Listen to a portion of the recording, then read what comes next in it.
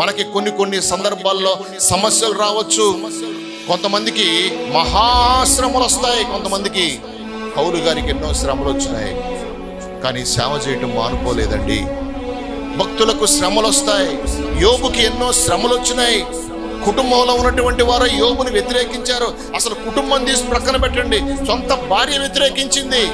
కానీ యోబు ఎక్కడ కూడా దేవుని ఒక్క మాట కూడా అనలేదు.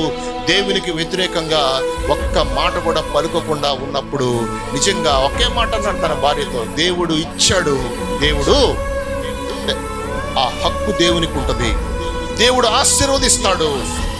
మనము దేవుని యొక్క ఆశీర్వాదంలో మనము నమ్మకంగా ఉన్నప్పుడు దేవుడు ఇంకా ఆశీర్వదిస్తాడు.